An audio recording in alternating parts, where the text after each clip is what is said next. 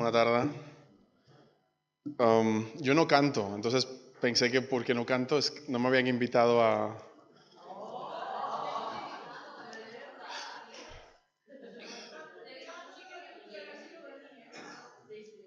El próximo día iré, pero como no canto digo, pues a lo mejor no quieren que vaya para no desentonar demasiado.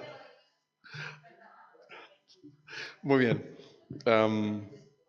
Dicho esto, el tema del que me gustaría hablar en esta tarde le he puesto por título Espiritualidad 3.0. Espiritualidad 3.0. ¿Por qué 3.0? Porque desde hace tiempo voy pensando y reflexionando cómo la iglesia y los creyentes podemos practicar, podemos desarrollar una espiritualidad que sea relevante y pertinente para el siglo XXI. Porque tenemos que reconocer que muchas veces nuestras prácticas piadosas, nuestra mística y nuestra espiritualidad está más cerca de otros tiempos que de los hombres y las mujeres de hoy en día. Así que creo que es un buen ejercicio que los creyentes en general y también cada seguidor y seguidora de Jesús en particular constantemente se haga esta pregunta: ¿cómo practicar y desarrollar una espiritualidad que sea relevante, que sea pertinente, que hable a las personas de hoy en día, que realmente reflejen en nuestra vida el carácter de Jesús? Otro de los motivos por el que me gustaría compartir este tema con vosotros en esta tarde es por la conversación en una comida. Creo que las conversaciones en las comidas son de los momentos más extraordinarios que podemos tener. En la comida, por lo menos en la cultura mediterránea, ocurre algo fantástico, y es que se dan unas conexiones personales, surgen unos temas. Es un momento muy positivo, es un momento vital. Y justamente en el contexto de una comida, una de las personas que estaban allí comiendo, en un momento pues empezamos a presentarnos todos y a decir qué hacíamos, y uno era misionero, y otro era pastor, y otro trabajaba con jóvenes, y otro trabajaba con adolescentes, y todo el mundo pues más o menos estaba en el ámbito del ministerio. Hasta que llegamos a uno, ¿no? Y este dijo: bueno, mi trabajo no es tan espiritual como el vuestro, yo soy contable. Y claro, esta palabra a mí me hizo reflexionar, ¿no? O sea, los demás tienen trabajos espirituales y el contable no tiene un trabajo espiritual. Aunque esta persona era contable de un ministerio, de una ONG que trabaja con niños, con lo cual de alguna manera también tenía que ver con el ministerio. Pero en su mente él se excusaba y decía: mi trabajo no es tan espiritual, mi trabajo no es espiritual, yo trabajo más lo material, trabajo los números, el dinero, soy contable. Ante esa respuesta me puse a pensar, ¿no? ¿Realmente ser contable es ser menos espiritual? ¿Qué pensáis vosotros? Depende, ¿qué pensáis? ¿Trabajar de contable? Bueno, si eres recaudador de impuestos en la época de Jesús, a lo mejor no es muy espiritual que digamos, ¿no? Tienes el ejemplo de Mateo, ¿no? Que era recaudador de impuestos y estos no eran muy bien vistos, ¿no? Pero un contable normal, común y corriente de hoy en día, del siglo XXI, ¿hay algún contable en la sala? ¿Hay alguna persona que trabaje con números aquí? ¿Quién? ¿Sí? ¿No? Muy bien, trabajáis con números. Los de arriba, muy bien, los chicos del departamento técnico, ¿vale? Los chicos del departamento técnico, ¿vale? No va en contra de vosotros la predicación, no os preocupéis, tranquilos, ¿vale? Y entonces, ante esta idea de separar tanto lo espiritual de lo no espiritual, pues me puse a pensar y a buscar textos en la Biblia hasta que llegué a 1 Corintios capítulo 12. Los primeros 11 versículos, del versículo 1 al versículo 11. Y leyendo este texto, el Señor me inspiró para reflexionar acerca de cómo los creyentes y las creyentes hoy en día podemos realmente desarrollar una espiritualidad que sea relevante y pertinente para la gente que nos rodea. Y ese es el tema del que me gustaría hablar en esta tarde. Una espiritualidad que realmente sea relevante, que sea pertinente hoy en día. Antes de leer el texto y antes de entrar de lleno a desarrollar el tema de esta tarde, me gustaría explicar por qué muchas veces los creyentes hemos construido una imagen de espiritualidad que está justamente en contra de lo físico y lo material. Seguro que no es el caso vuestro, pero muchos creyentes cuando escuchan el adjetivo espiritual, aquello que tiene que ver con el espíritu, ¿no? Nos viene a la mente el Espíritu Santo, el alma humana, lo inmaterial, e inmediatamente hacemos una relación y decimos, claro, si lo espiritual tiene que ver con el alma, con el espíritu, con lo inmaterial, lo contrario a espiritual es lo físico, lo corpóreo, lo material. Pero esto no siempre fue así. No siempre los creyentes pensaron esto. Pensaron que lo espiritual tenía que ver simplemente con lo abstracto, lo que no se puede tocar. De hecho, en el pensamiento bíblico, en el pensamiento prácticamente de todo el Antiguo Testamento, no tenían esta idea de hacer la diferencia entre lo etéreo y lo concreto, sino que el ser humano era una sola realidad, una sola realidad.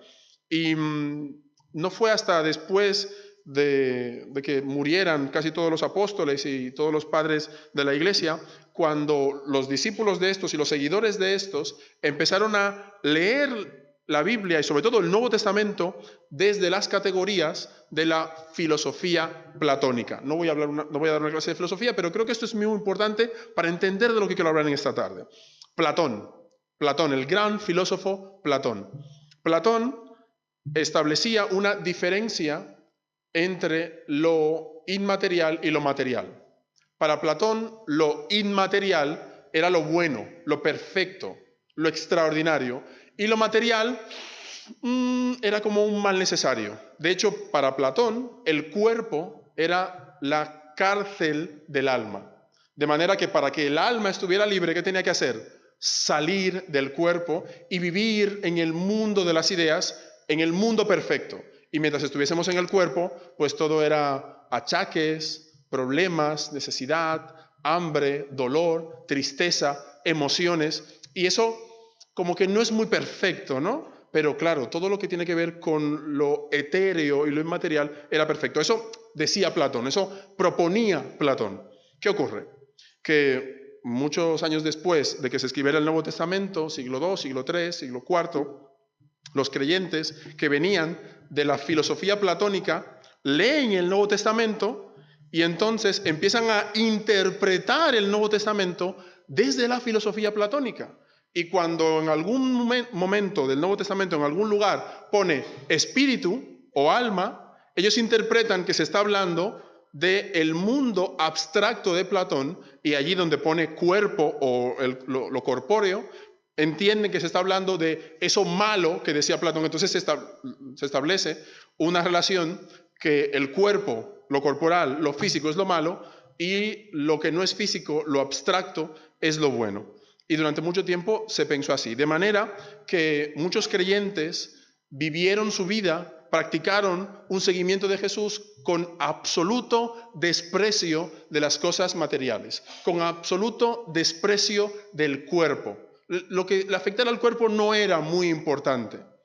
De manera que también todo lo que tuviese que ver con el cuerpo era pecado.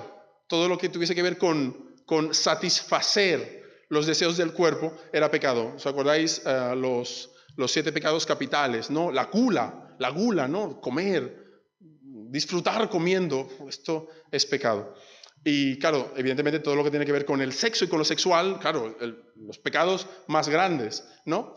Y eso llegó a tal extremo, con esto termino la clase de historia de la filosofía, no, pero creo que era importante explicarlo. Llegó a tal extremo, y ahora vais por qué, porque aquí viene el chiste, que siempre es bueno hacer un chiste en medio del sermón. Llegó a tal extremo que era preferible, para no disfrutar en absoluto de la sexualidad, era preferible no tocarse el cuerpo, no tocarse nunca el cuerpo. Y claro, tú cuando te duchas y cuando te bañas te tocas el cuerpo. Así que cuanto menos te ducharas, más espiritual eras. Pero ¿qué ocurre? Que si no te duchas, el cuerpo huele, ¿no? Entonces, ¿qué ocurría? Que se establecía también otra conexión mental. Cuanto menos te ducharas, menos te tocabas, evidentemente, más sucio estabas, más guarro estabas y peor olías, ¿no? Menos tocamiento, más sucio y peor olías. Entonces, cuanto menos te tocaras y más olías, eras más espiritual. Y de allí viene la frase, aquí huele a santidad. De ahí viene la frase, aquí huele a santidad, ¿no? Estas personas no se duchan mucho, son muy santas, ¿no?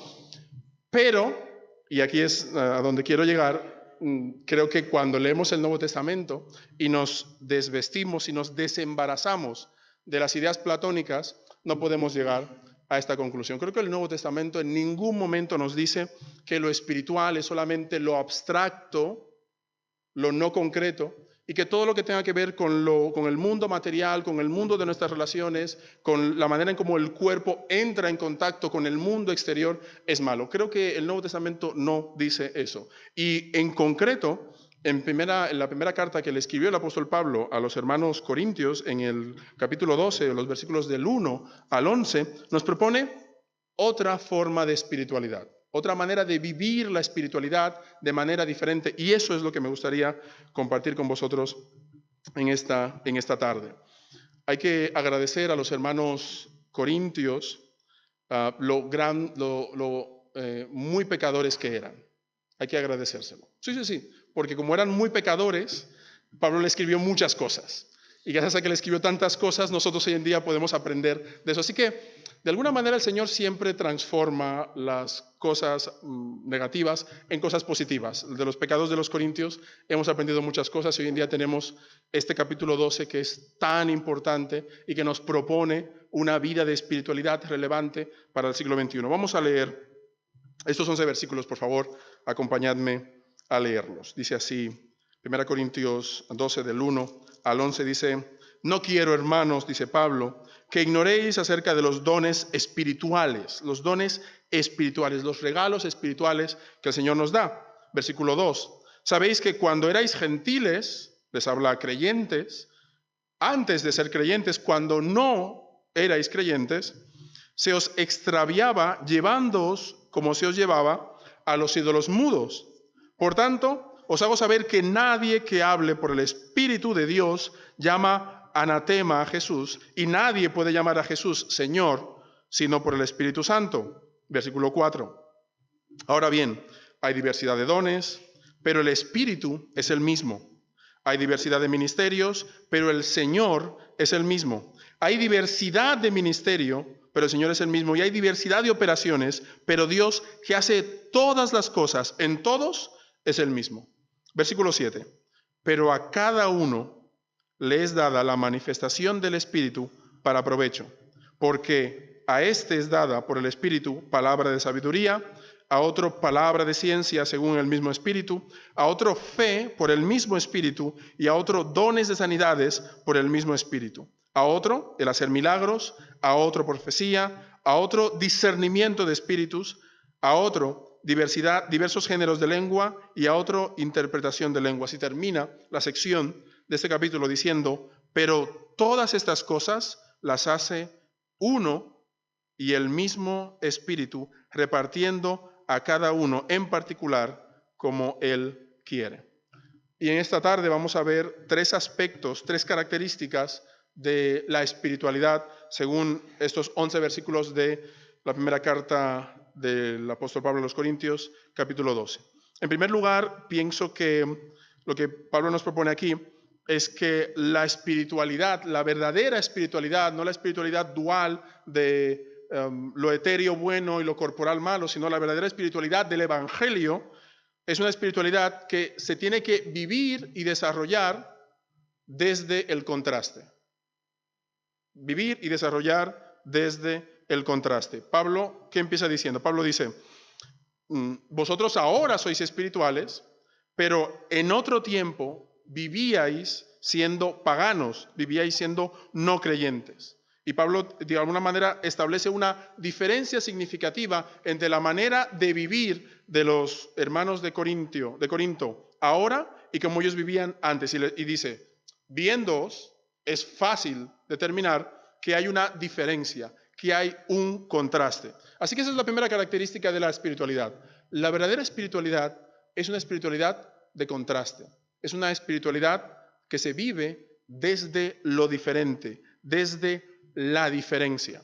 La pregunta que tenemos que hacernos es, pero ¿desde qué diferencia? O sea, ¿cómo el verdadero creyente es espiritual siendo diferente? Durante mucho tiempo los creyentes se han hecho esta pregunta y muchos han intentado aplicar esta máxima de la espiritualidad desde la diferencia, la espiritualidad del contraste, desde el aspecto físico, desde el aspecto externo.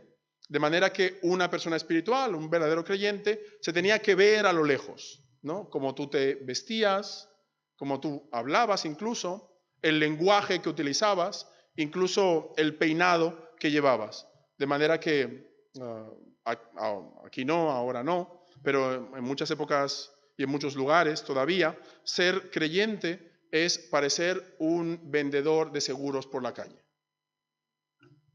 Cuanto más serio y formal parezcas, parece que eres mejor creyente, parece que eres más espiritual. Ahora bien, pienso que esto no tiene nada que ver con el contraste que nos propone el Nuevo Testamento. Creo que el Evangelio nos propone una manera de contraste diferente. De hecho, cuando vamos al Sermón del Monte, allí lo que vemos es que el Señor nos propone un contraste y una diferencia, no solamente en nuestra manera de vestir, en nuestra manera de hablar, sino sobre todo y de manera más importante, un contraste en la manera en la que nosotros tratamos a las demás personas. En la medida en que los creyentes traten a las demás personas desde la misericordia, el perdón, y desde el amor, desde la compasión, de esa manera nuestra forma de vida es una forma de vida de contraste. De hecho, lo que nos propone Jesús en el Sermón del Monte es que nuestra manera de tratar a los demás sea una manera inesperada. Una manera inesperada. ¿A qué me refiero con esta manera inesperada? Jesús dice, mira, si alguien te da en la mejilla, ponle la otra. Eso es inesperado. Eso no se espera. Lo que se espera, ¿qué es? Que si alguien te da, tú le devuelvas. Pero Jesús dice, actúa de manera inesperada. Cuando Jesús nos dice, perdona a la otra persona, nos está pidiendo que actuemos de manera inesperada, porque lo normal es que cuando alguien te hace daño, tú te vuelvas, le odies o le castigues. ¿Y Jesús qué nos propone? Nos propone, perdona, ama, restaura, levanta, cuida. Tenemos el ejemplo de Jesús cuando iban a apedrear a la mujer pecadora. Todo el mundo esperaba que Jesús dijera, pues claro, la ley dice que hay que apedrearla, así que apedrémosla, ¿no? ¿Y Jesús qué dice? Jesús dice, yo tampoco te condeno, vete y no peques. Lo inesperado.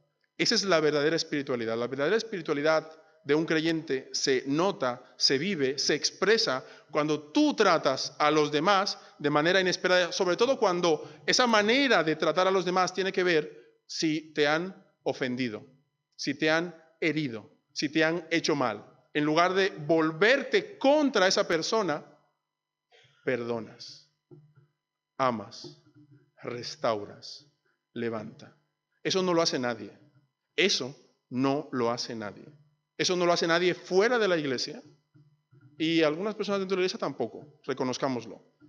Y por eso es evidencia de la verdadera espiritualidad. Cuando tú tratas al otro, cuando tú tratas a los demás, no volviendo mal por mal, entonces eso es reflejo de la verdadera espiritualidad, de una espiritualidad de contraste. Y cuando varios creyentes, cuando varios cristianos se unen y se comprometen a una práctica del seguimiento de Jesús, desde esa forma de vida con tanto contraste, desde lo inesperado, entonces podemos decir que se está formando una comunidad alternativa y una sociedad de contraste. Y ese es el gran resumen del Sermón del Monte. El Sermón del Monte se puede resumir de esa manera, con esas dos frases. Jesús nos propone una comunidad alternativa y una sociedad de contraste. Y esa, según Jesús de Nazaret, es la verdadera espiritualidad. Y esa, según Pablo, aquí cuando empieza a hablar a los corintios, es la verdadera espiritualidad. Antes os comportabais de una manera, pero ahora que sois creyentes debéis comportaros de otra manera. Ese comportamiento no tiene que ver con la ropa que lleves o con el peinado que lleves. No, no tiene que ver con eso. Eso puede ayudar. En ciertos contextos, no niego que puede ayudar, pero el verdadero contraste tiene que ver en cómo tú tratas a los demás, sobre todo si tratas a los demás de manera inesperada. En la década de los 60 del siglo pasado, en Estados Unidos, se desarrolló una lucha reivindicativa muy importante porque varias personas muy influyentes empezaron a ser conscientes de la necesidad de defender, de reivindicar, de exigir los derechos igualitarios de las personas de color negro. Y en ese contexto surgió un personaje muy importante, autodenominado Malcolm X. Y Malcolm X decía, los blancos nos han tratado mal durante mucho tiempo, así que nosotros merecemos ser tratados bien. Y si los blancos no nos tratan bien, vamos a exigirles y obligarles a que nos traten bien. Y entonces ocurrían situaciones de mucha tensión, incluso de enfrentamiento físico, de agresión de blancos a negros y de negros a blancos. Y no era nada agradable.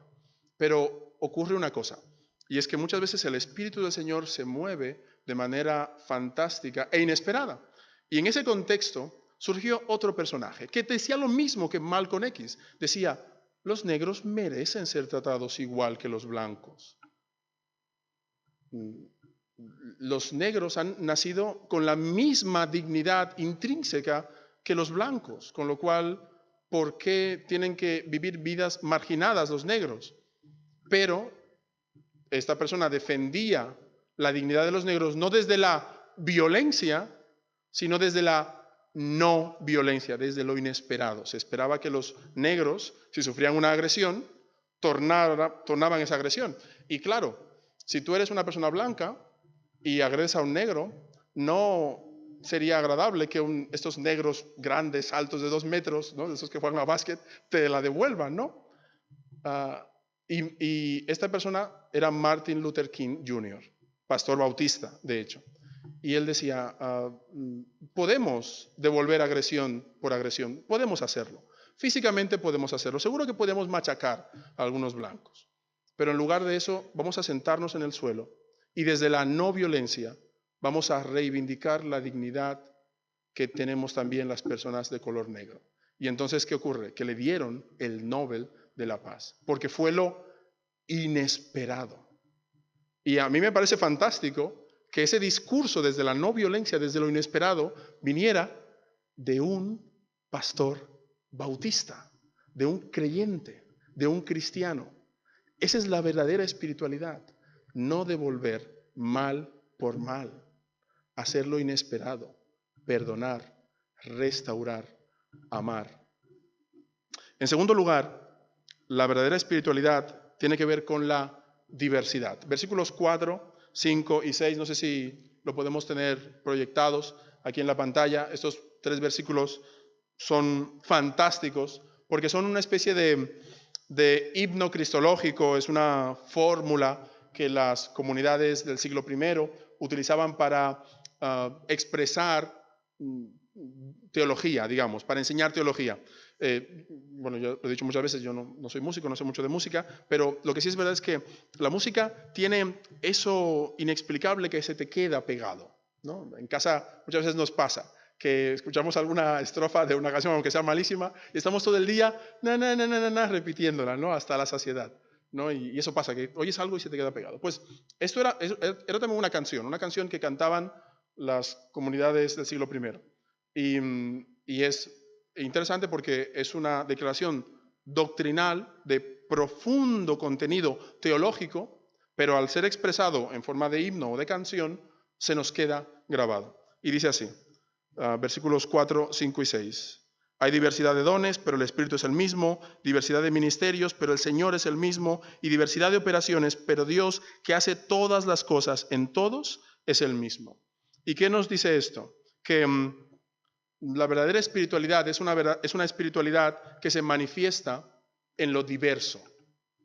Se manifiesta en lo diverso. La verdadera espiritualidad no tiene una única y exclusiva forma de manifestación.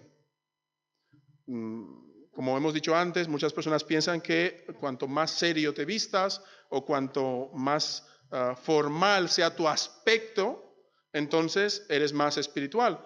De manera que esto ha llevado a una inculturación, se ha llevado a una forma concreta de vestir o de práctica a lugares muy remotos, de manera que tú puedes ver cómo personas de sitios muy lejanos y muy diferentes, cuando se levantan a predicar, están como vestidos igual o parecen lo mismo, aunque son de culturas y de orígenes muy diversos, ¿no? Porque durante mucho tiempo se pensó que un buen creyente, un verdadero creyente tenía que tener un aspecto concreto, un peinado concreto, una formalidad concreta. Pero fijaros que cuando nos está hablando de la Trinidad, la manifestación de la Trinidad en la vida del creyente, nos habla de diversidad, pluralidad.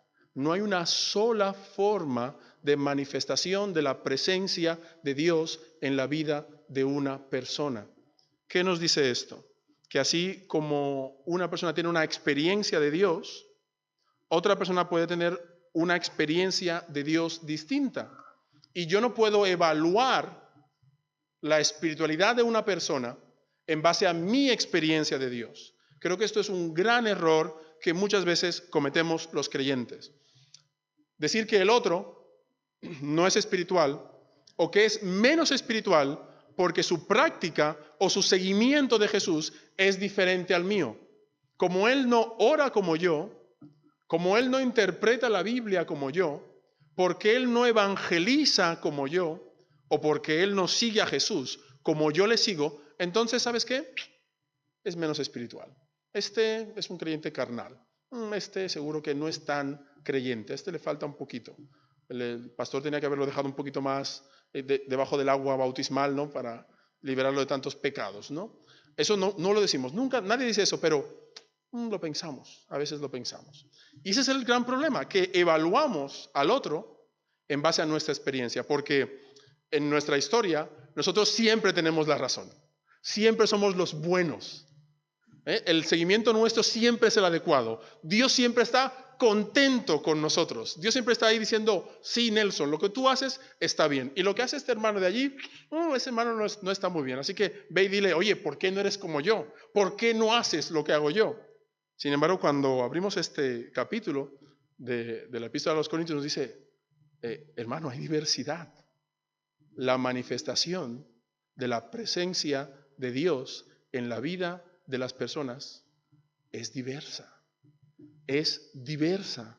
Así que yo no puedo evaluar el seguimiento de Jesús. No puedo evaluar la espiritualidad de un hermano en base a mi propia experiencia y en base a mi propia espiritualidad. No, porque hay diversidad. Y esto es muy, muy importante. Como creyentes debemos reconocer, en primer lugar, la soberanía del Espíritu de Dios en la vida de las personas. Recuerdo en una ocasión que estaba hablando con un creyente, amigo mío, y no sé si os he dicho alguna vez, creo que nunca lo he comentado, que soy de Asambleas de Hermanos, que vengo de Asambleas de Hermanos, ¿no? Creo que es la primera vez que lo digo, ¿verdad? Nunca os había explicado esto.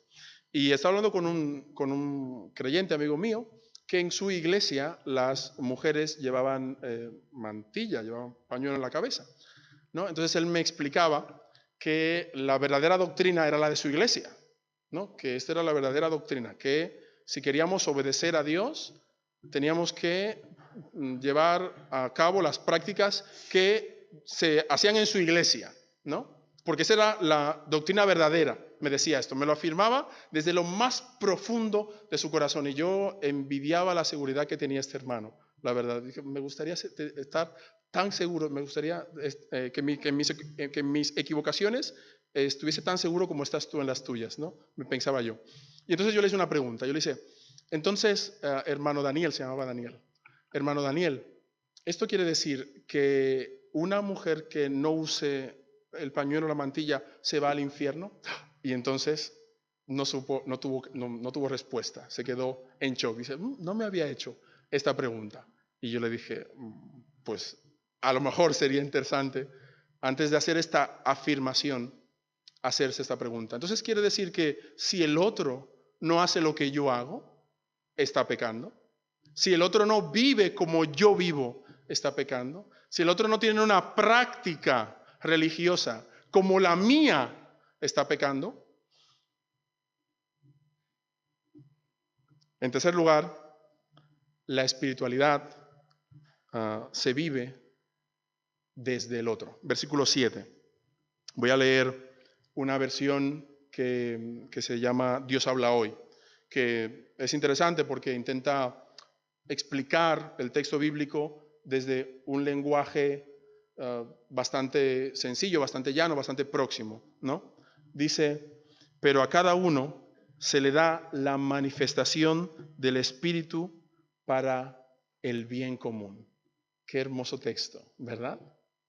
A cada uno se le da la manifestación del Espíritu para el bien común. ¿Qué quiere decir esto? Esto quiere decir que la verdadera espiritualidad se tiene que vivir desde el otro, no desde mí mismo. Es un grave error pensar que la espiritualidad se practica, se disfruta desde la perspectiva individual, desde el egoísmo y desde el narcisismo. Eso no tiene que ver con la espiritualidad, todo lo contrario. La Biblia, de hecho, los dos capítulos siguientes, capítulo 13, que nos habla del amor, y capítulo 14, que nos habla del culto cristiano, cómo se desarrollaba el culto cristiano allí en Corinto en el siglo I, nos dice que la práctica del servicio, la práctica del amor, la práctica de la espiritualidad y la construcción de la comunidad solamente tiene sentido cuando yo dejo a un lado mis actitudes egoístas y narcisistas y empiezo a pensar, a trabajar y a actuar en beneficio del otro, como dice Dios habla hoy, para el bien común. Y justamente ahí es donde radica la verdadera espiritualidad. La verdadera espiritualidad solo se vive, se practica, se manifiesta. La verdadera espiritualidad solo es real cuando mi práctica desde la espiritualidad la realizo en beneficio, no mía, sino en beneficio de otro. Y de hecho, creo que este es el gran problema de la gente en el siglo XXI, que nos hemos vuelto muy egoístas, nos hemos vuelto muy egocéntricos, nos hemos vuelto muy narcisistas. Cada uno de nosotros desea tener su propio espacio de satisfacción, su propio espacio de bienestar, su propia burbuja de tranquilidad, su espacio privado y personal, y el otro, por favor, que no me moleste mucho, que no me toque mucho lo que no me tiene que tocar, porque ya entonces no aguanto mucho. Nuestro nivel de tolerancia está muy bajos en ese sentido. Y cuanto más aislado estoy del otro, cuanto menos contacto tengo con el otro, cuanto menos me molesta el otro, entonces por fin soy más feliz. Pero al final, eso, hermanas y hermanos, es puro egoísmo. Eso es puro egoísmo. En contraposición a esta idea muy moderna, muy actual, el Nuevo Testamento nos explica que el verdadero creyente espiritual, la verdadera mujer espiritual, el verdadero hombre espiritual, el verdadero niño o adulto espiritual, es un ser humano, una persona que se esfuerza por practicar el seguimiento de Jesús, no para beneficio de él o de ella, sino para beneficio de la persona que está a tu lado. Y el ejemplo máximo de esto lo tenemos en Jesús. De hecho, a Jesús se le llama el hombre para los demás. La vida de Jesús tiene que ver justamente con esto.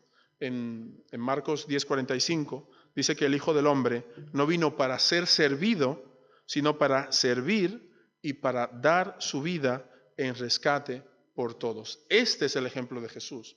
Y en el Evangelio de Juan, cuando Jesús nos dice, ejemplo os he dado para que como yo he hecho, también hagáis vosotros, nos está hablando justamente de eso, del compromiso y la vida de servicio de Jesús. De manera que si nosotros queremos parecernos a Jesús, de manera que si nosotros queremos seguir a Jesús, que si nosotros queremos realmente ser denominados creyentes, cristianos y cristianos espirituales, ¿qué tenemos que hacer? Servir al otro. Que nuestra vida y nuestro compromiso realmente esté relacionado con esto, con servir al otro. Como dice el versículo 7, el Espíritu nos ha dado a cada uno la manifestación, no para provecho particular, sino para provecho de los demás, para provecho común. Cuando la Biblia nos insta, nos llama a vivir una vida cristiana de seguimiento y de imitación a Jesús, lo que nos está diciendo es que nuestra vida cristiana, nuestra práctica de la espiritualidad, nuestro compromiso con el Señor, no debe ser manifestado simple y llanamente en una relación vertical, sino en una relación horizontal. La primera carta de Juan lo dice bien claro. La primera carta de Juan dice, es imposible que tú digas que amas a Dios, a quien no has visto, si no amas a tu hermano, al que ves todos los días. De manera que la mejor manera de manifestar, de practicar, de concretar, de materializar tu amor a Dios, ¿cuál es? Amando a tu hermano. Pero no amando como una palabra, un concepto abstracto, sino un amor que ayuda, un amor que visita, un amor que pasa tiempo, que comparte, que restaura, que está allí, que comparte vida y experiencia. Esa es la mejor manera que como creyentes tenemos de manifestar nuestro amor a Dios. No puedes decir que amas a Dios, a quien no has visto, si no amas a tu hermano, a quien ves todos los días. Y ya para acabar, me gustaría repetir un poquito lo que hemos dicho, hacer una pequeña recapitulación. Creo que este texto de 1 Corintios 12 nos hace tres retos muy concretos. Nos dice que la verdadera espiritualidad no se trata simplemente de una mística abstracta. Durante mucho tiempo, muchas personas pensaron que la mística tenía que ver con un hombre o una mujer encerrada en una habitación, encerrado en una habitación o encima de una montaña y allí, sin contacto con ninguna otra alma, conectarse con la divinidad. Y entonces decíamos, oh, qué místico, qué espiritual, qué cerca de Dios está esa persona. Sin embargo, el Nuevo Testamento nos explica que no, que la verdadera espiritualidad tiene que ver con cosas más concretas, más materiales, por decirlo de alguna manera. Así que el Nuevo Testamento y este texto en concreto nos lanza tres retos y me gustaría compartir con vosotros estos tres retos en esta tarde para acabar. El primer reto es vivir una espiritualidad de contraste. Una espiritualidad que sea realmente diferente. Una espiritualidad que no tenga que ver con alzar la voz para señalar a la gente o decir a la gente lo pecadora y lo mala que es, sino una espiritualidad que tiene que ver con amar al otro, acoger al otro, perdonar al otro. En segundo lugar, creo que este texto nos invita a tener una espiritualidad desde la diversidad. Dios nos regala la oportunidad de aprender que no todo lo que nosotros hacemos, no todo lo que nosotros vivimos es la norma única y absoluta de la espiritualidad, sino que Dios se manifiesta de manera diferente en otras personas. Aprendamos de eso. Tengamos los ojos bien abiertos, los oídos bien abiertos, el corazón bien abierto para aprender cómo Dios se manifiesta también en la vida de un hermano que es muy diferente a mí. Y eso es riqueza espiritual, porque aprendo cómo Dios se manifiesta en una persona que es diferente. Y en tercer lugar, creo que este texto nos reta a vivir una espiritualidad que dé la espalda al egoísmo y al individualismo, y nos reta a vivir una espiritualidad siendo de bendición para las personas que están a nuestro lado, nuestros prójimos, nuestros próximos, la gente que realmente nos necesita. Dejar de esforzarnos tanto por estar cómodos en nuestra propia burbuja, romper esa burbuja, levantar la vista, ver al otro, servir al otro, porque justamente eso es lo que nos dice el texto. Dios a cada uno de nosotros nos ha puesto la manifestación de su espíritu dentro, no para nuestro bien, no para mi bien, sino para el bien del otro. Si hago esto, nos dice Pablo, entonces seremos realmente espirituales. Que el Señor nos bendiga.